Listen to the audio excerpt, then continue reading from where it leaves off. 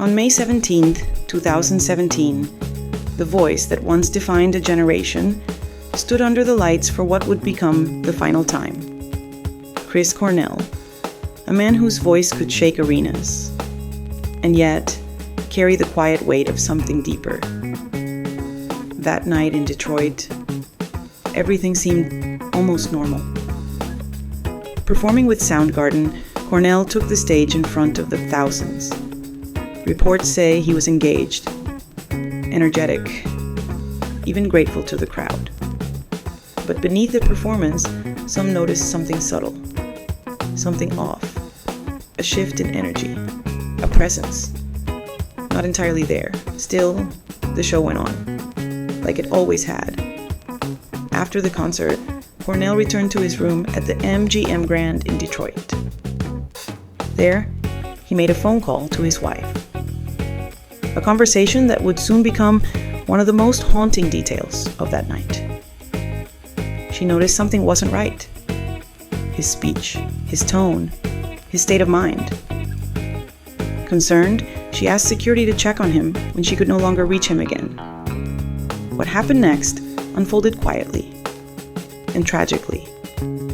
Hotel security eventually entered the room. Inside, they found Chris Cornell unresponsive. Emergency services were called, but it was already too late. He was pronounced dead in the early hours of May 18, 2017. He was 52. The official ruling, suicide by hanging.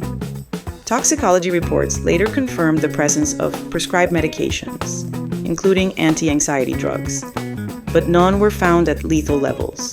Still, questions lingered. His family would later suggest that medication may have altered his state of mind, clouding judgment in ways we may never fully understand.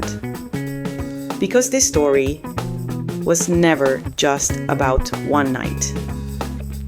Chris Cornell had long been open about his struggles with depression and the battles that don't always make headlines.